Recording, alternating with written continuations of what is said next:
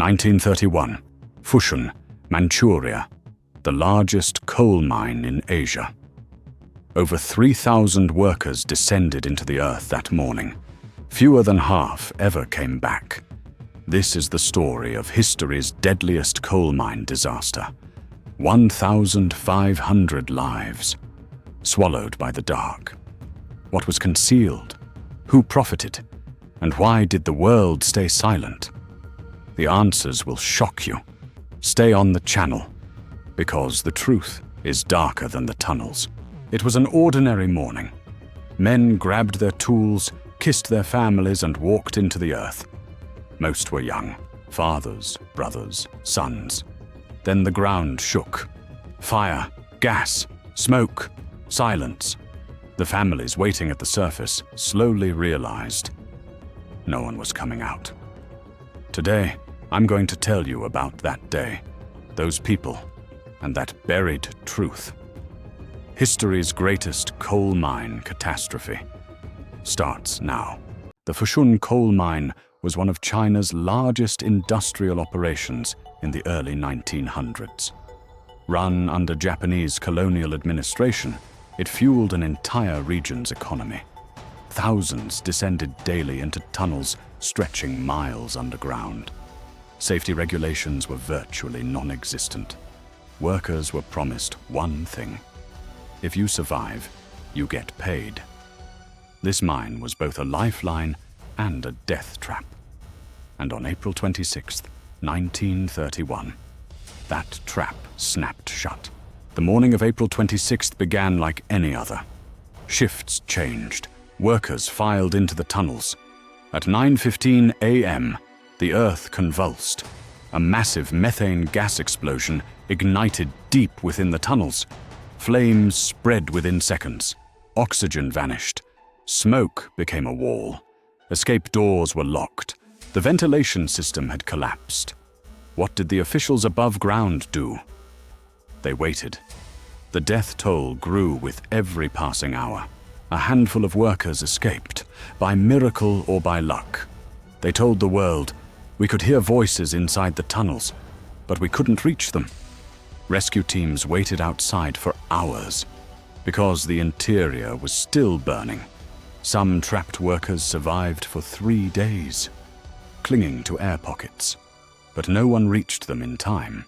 Survivor testimonies were suppressed by Japanese management, because those testimonies exposed the truth. Official count: 3,000 workers underground. Over 1,500 never returned. Japanese authorities initially reported only a few hundred deaths. Families couldn't even find burial sites. Bodies remained buried under the rubble, and the mine reopened 2 weeks later. Yes, the same mine, the same conditions, because coal was worth more than human life. This truth remained hidden from the world for decades. 1931, the world was drowning in the Great Depression. Japan was simultaneously invading Manchuria. The press was silenced. The international community looked elsewhere. Chinese journalists tried to report it and were blocked by censors. Western newspapers published not a single line.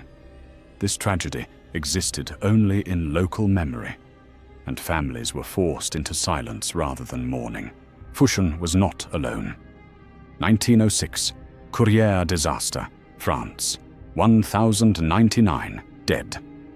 1942, Honkeiko Colliery, China, 1,549 dead. The deadliest mining accident in history. 2010, Pike River, New Zealand, 29 dead. Each had something in common: profit before safety.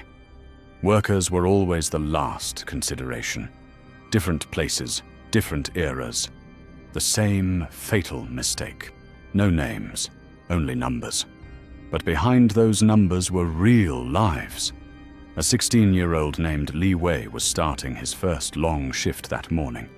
His father dropped him at the gate and said, "I'll be here when you finish." That finish never came. Thousands of stories like this. None recorded officially, because their deaths were considered routine. This disaster sparked global debate about mining safety, but only in the West, not in Asia. The International Labour Organization wrote reports, issued recommendations. None were implemented. Because war was coming, workers' rights were buried under geopolitical interests, and mines like Fushun kept operating. History repeated like a textbook, but no one read it. As of 2024, hundreds of miners still die every year worldwide. Turkey, China, India, Brazil, the list goes on. Soma, Ermanek, Pike River. Different stories, same ending. Technology advanced, but the system's priorities didn't change. Profit still precedes human life. And families keep asking the same question: why couldn't this be prevented? The answer lives within all of us. 1,500 people. No names, no graves, not even a footnote in history. Fushun still produces coal today. Do you know who rests beneath that earth? Even their descendants don't fully know. Because official documents were destroyed, families were scattered. Only the numbers remain. But numbers are not people. And we must never forget that Japan was never held accountable for this disaster. The post-war Tokyo tribunals didn't even address mining deaths. After the People's Republic of China was founded, some investigations began. But the victims were never officially recognized. Every tragedy without accountability invites the next one. Fushun is the bitterest proof of this. Without justice, history becomes nothing but a repeating nightmare. 1,500 people the world ignored. But by watching this video, you remembered them. And that matters. If this story moved you, like, share, and leave a comment. Because these people's stories don't belong only to the past. Millions still work in these same conditions today. Don't forget Fushun. Don't forget them. See you in the next video. Stay safe.